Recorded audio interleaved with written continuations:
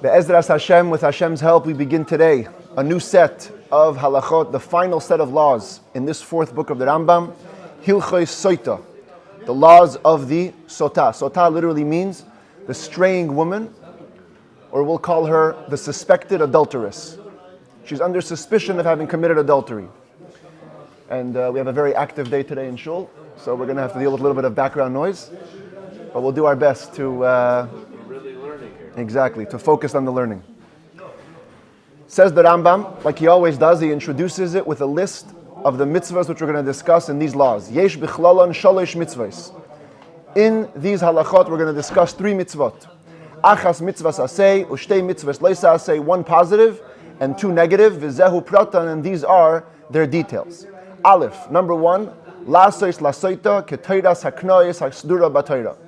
To do to the Sotah, to the suspected adulteress, the order, the law of the knaot. Knaot literally means jealousy, but it's the law that describes the Sotah procedure as it is ordered in the Torah. This is quite a complex and very detailed procedure, which we're going to get into in the coming days, whereby the Sotah, when she's under suspicion of committing adultery, we take her to the Beit HaMikdash and we give her a cup of bitter water to drink, which has Hashem's name erased into it, and she drinks it. If she's guilty, she blows up, and if she's not guilty, then she goes home and is better than ever before. It's one of the places where you saw an open miracle in the temple. Literally, there's no other way to know whether she's guilty or not, and by drinking water, Hashem makes sure that we reveal her true status. So there's a whole order with it. It comes along with a sacrifice, and it's a whole thing, and that's the general mitzvah. All the steps are not the mitzvah. The whole procedure is the mitzvah. Beis, number two, shaloi litein shemen bekarbana, not to put any oil on her sacrifice. The sacrifice that the Sotah brings is a korban mincha. It's a flour offering. Usually on a flour offering, you have to pour oil and livona, frankincense. On the Sotah, we don't want to beautify her sacrifice at all, so we don't put oil on it. And gimel, shaloi litein aleha levaina, we don't put livona, the frankincense, on it either, because again, it's a signal of beauty, and with the Sotah, we don't want to have any beauty. Ubir mitzvahs elu biprakim elu. The explanation of these mitzvahs are coming in the following 4 chapters, God willing. So before we start, let's take a look quickly at some of the verses that govern the law of the Sotah. This is a quote on the screen here from the Torah, Parshat Naso, in the beginning of the book of Bamidbar, and it's actually almost a whole chapter dedicated to the Sotah. We're going to learn the first couple of verses, okay? Vayidaber Hashem el Moshe lemor, it says God spoke to Moses and he told him the following. Daber el bnei Yisrael v'amarta alehem. Speak to the Jews and tell them. Ish ki tisteh ishto u'ma'ala bo ma'al. Any man, if his woman goes astray and betrays him, how does she betray him? V'shachav ish ota shichvat zera. A man will lie with her carnally.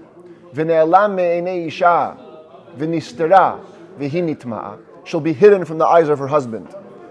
She'll be secluded and over there become defiled. Ve'ed ein ba, there is no witnesses to the matter. Nobody can prove for sure that she was defiled. V'hi lo nitpasa, and she was not raped. It's very important. It has to be willingly. She wasn't forced. So then we check. Ve'avar alav ruach kin'a v'kineet ishto v'hi nitma. We have to check if previously a spirit of jealousy had overcome the husband and he had warned his wife. And then we don't know if she became impure or not. That's when we're going to follow the procedure the Torah outlines. So essentially there's 3 stages here. What's called kinui, the warning. Even though the Torah puts it last, it has to come first. Then there's what's called stira, seclusion. And then the question mark. We don't know what happened in the seclusion. So in the seclusion, 2 things could have happened. Either there was a tum'ah, there was a defiling, she became impure, she had relations with him, or nothing happened. So to ascertain that, we have to do the drinking of the Sotah, give her the bitter waters with the whole procedure. But those terms are important to know going in. Kinui and stira, the warning and the seclusion. It says the Rambam Perek Risha in chapter 1. Halacha Aleph, Kinoi ha'amur b'Torah, the warning stated in the Torah. V'kinei es ishtoi, those words in the green. He warned his wife, even though usually the word kin'ah means jealousy.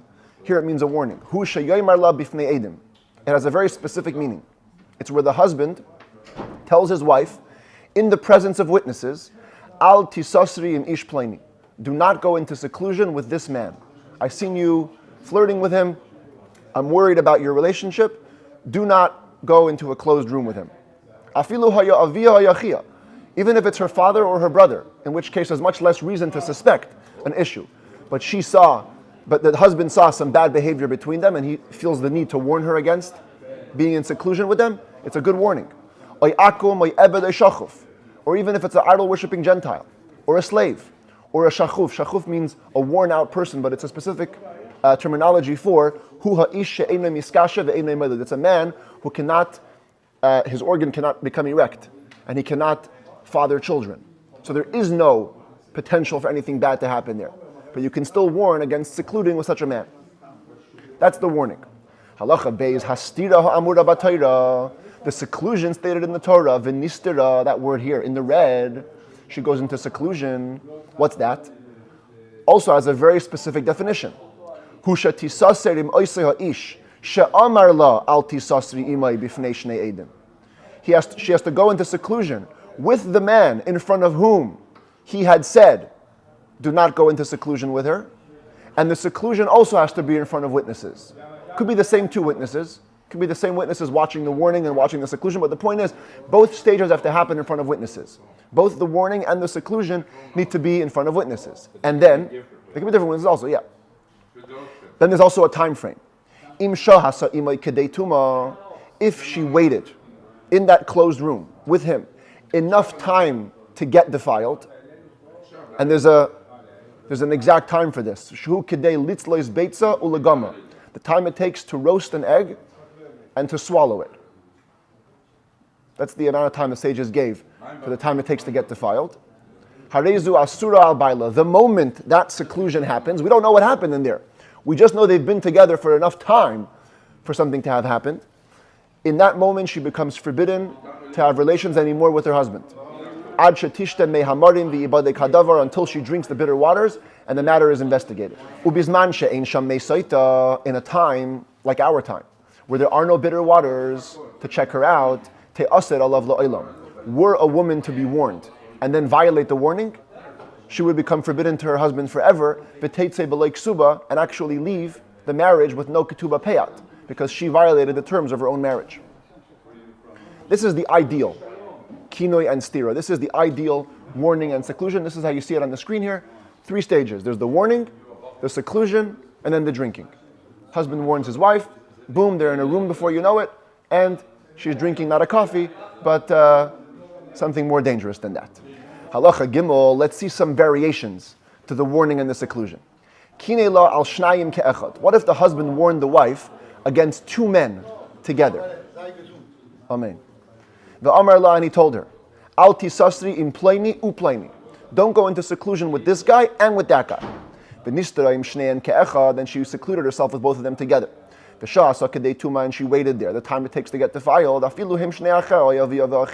Even if they're both her relatives, 2 brothers, a father and a brother, doesn't matter. That was the warning. She violated the warning. She's forbidden to her husband till she drinks the bitter waters. Halacha dalid, Amar la bifnei shnayim, if the husband told the wife in front of 2 witnesses, Al tidabri in pleni, I don't even want you speaking with that guy. Ein ze kinoi. That's not a valid warning. Warning is only against seclusion, not against conversation. Even if after such a warning, there would be witnesses watching her go into seclusion with that man and waiting the time it takes to get defiled, loy nesra love. She hasn't become forbidden to the husband with this act of seclusion. And is not required to drink the bitter waters based on that warning, because the warning isn't a valid warning. You have to say al tisasri, no seclusion, not al tadabri. What if the opposite happened? What if he gave her a proper warning? He says, don't go into seclusion with him. And witnesses saw her talking with him. That's not called a seclusion. She's not forbidden unto her husband, nor does she drink the bitter waters. Similarly, if there was no warning at all, a valid one or an invalid one, no warning. Simply 2 witnesses show up in court and they testify, you should know, we saw this married woman go into seclusion with the guy, and he waited there for enough time to become defiled. Lo nesra al baila ve'ein nashaysa, she does not become forbidden to her husband, nor does she drink the waters, even though there's a suspicion here, because there's no warning. The Torah says it has to be warning, then seclusion, then you get to drink. Halacha vav, Amar la al tisasri mishpleini. What if he tells the wife, do not go into seclusion with this man? But it wasn't a man, it was a child. He was a boy less than 9 years old. Or he said to her, do not go into seclusion with this animal, I'm worried you're going to do bestiality. That's not a valid warning. Because look what the Torah says. We had it before in the verses, in the blue letters. The worry has to be that a man lay with her. The word man, prat lekata and v'libehema, excludes a child and an animal. She'ein oistrim oisa alav. They cannot forbid a woman to be with her husband anymore. Halacha zayin, baal shemochal al kinuya yikaydem shetisaser. What if a husband pardoned his warning before she went into seclusion? So he warned her, don't go into seclusion with that guy. And the next day he goes, you know what? Actually, I was just in a bad mood. I didn't mean to warn you. Just forget the warning. Kinuyei machol. The warning is considered pardoned. It's as though he never warned her ever. And therefore, let's say if she would actually go into seclusion, there'd be no problem. But if he pardoned the warning after the seclusion, in other words, he gave the warning on Tuesday morning. Tuesday afternoon, she's found in seclusion. Tuesday night, he goes, you know what? Forget the warning. I didn't mean it. Too bad. The seclusion already happened. He cannot pardon the warning because the act already happened. Gersha, if the husband divorces her after the warning, severing the relationship is like pardoning the warning. And therefore, if he remarries her, if he wants to put the ball into motion, he has to warn her again against that guy. Okay. Halacha ches. Kinela bifnei shnayim. If a husband indeed warned the woman in front of two people about this man. But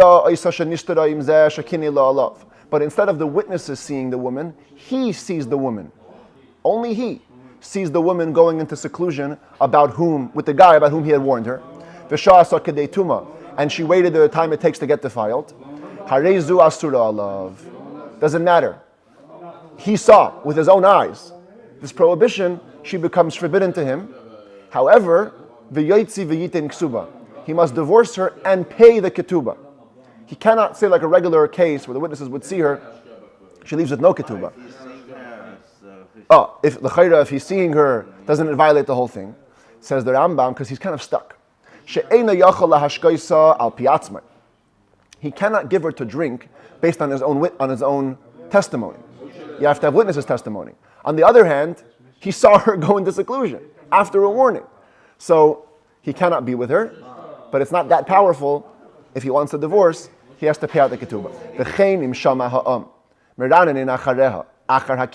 Similarly, if the husband heard people spreading rumors about her after the warning, then here you have the word v'hastira, which some texts have and some texts don't. But the point is, he didn't actually witness any seclusion, but he does hear a lot of gossip. This was like considered the yentas and the yachnas of town.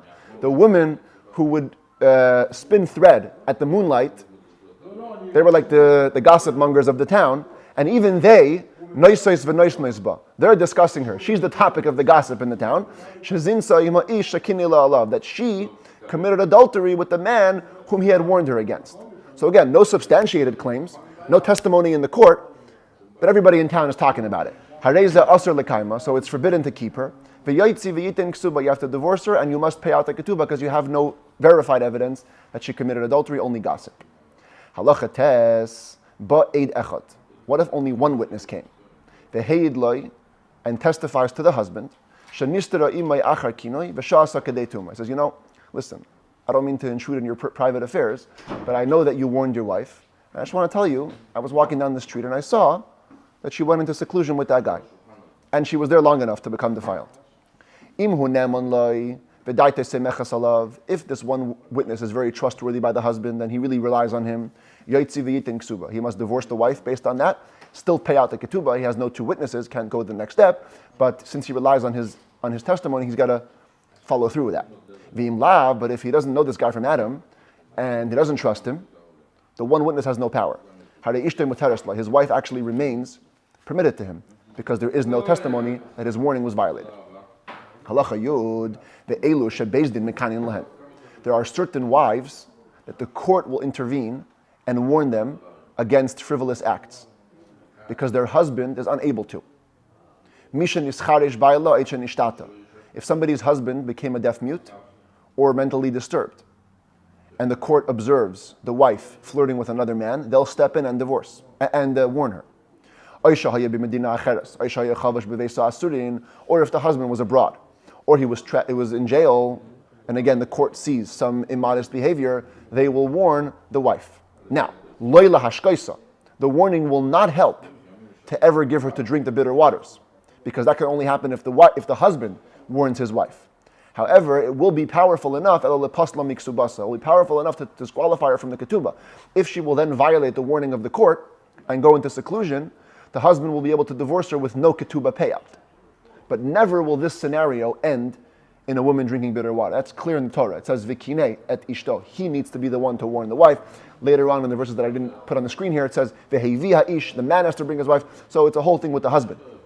But at least as far as disqualifying the ketubah, the court will step in. Ketzad, what does it mean the court will step in? How does it look like? Shamu bezdin shaha'am. If the court hears that such a woman is being gossiped about by the people, we will call her over and we will tell her, you cannot go into seclusion with this guy. And if witnesses will come afterwards that she indeed went into seclusion with the guy and waited their time it takes to become defiled, the court will forbid her on her husband forever, and they will actually tear up her marriage contract, so there's no doubt about that. And when the husband will come back from his trip abroad, or get healthy from his condition, or leave jail, he will give her a divorce. However, he will never be able to give her to drink, because he wasn't the one who gave the warning. Only if he gives the warning can he give her to drink. Halacha Yud Beis. Shasas me hamarim v'niksa mehen. What if the woman went through the process? She was warned, she was secluded, and she indeed went to drink, as we will describe the order at length in chapter 3. And she was absolved. She was proven innocent. But this husband he's not letting it go. 2 days later, she's back at it, flirting with the guy. So he warns her again about the same man who he had just given her to drink. And she goes into seclusion again with him. No more drinking. That's a one chance. You cannot ascertain her guilt or innocence by giving her to drink again, because it's the same husband and the same guy. Rather, since she went into seclusion, she becomes forbidden to him forever, and she leaves the marriage with no ketubah. But if the husband warned her against seclusion with another man, so she had a whole episode with Mr. A, and she was proven innocent. Now it's Mr. B on the table, and he warns her, don't go into seclusion with that guy. And she indeed went into seclusion with the other guy. Witnesses were watching. We could give her to drink again. Even multiple times. So long as he's giving her to drink each time because of a different man. Same man, same husband, no good. But even if it's the same husband, if it's a different man, you can go for another drink. Same thing, by the way, if it's a different husband, but same man. Hishka Isa v'gersha. One husband gives her to drink about Mr. A, she's clean, and he divorces her. V'nisis la'acher, she gets married to another guy. V'kine la im ha'ish shehishka Isa haba'al arisha indigla. And now this second husband is pretty wary. He warns her about the same guy who the first husband warned her about. And she goes into seclusion within the second marriage with that guy in front of witnesses. The second husband can give her to drink again, even though it's the same guy, because he's another husband. Even if it's 100 husbands, and she keeps getting married to one husband after the next, we can keep on giving her to drink about the same man The ein oimrim, we never say, we always assume innocence. We never say, vaday shehuchzika lazeh v'tama. No doubt about it. She keeps on going into the same room with this guy. She for sure got defiled. No. Ad sheyesham eid, unless you have a witness to the actual defiling, you cannot do that. You have to keep giving her a drink. So long as one of the men is different, either it's the husband or the suspected man, you can do a drink process again. Halacha yudalit. Ha'isha shekine labayla. There is a woman who was warned by her husband. And she went into seclusion with the guy, witnesses are watching. And she's about to go drink. And now one witness, even one, shows up. And he can provide testimony that there was an actual act of relations. He says, I watched that woman have relations with the guy who she was warned about. So look at the screen here. Instead of the three-pronged process of warning, seclusion, and drinking, now it's warning, seclusion, and actual adultery. We have testimony to the actual act. Even though only one witness, says the Rambam, Harezu Asura al Baila La'ilam. She now becomes forbidden to her husband forever. Ve'ein nashaisa, no drinking, forget the drinking. Ve'yotzes b'leik suba, and she leaves with no ketubah payment. Va'afilu haya eid tumazeh echad me'edei astira.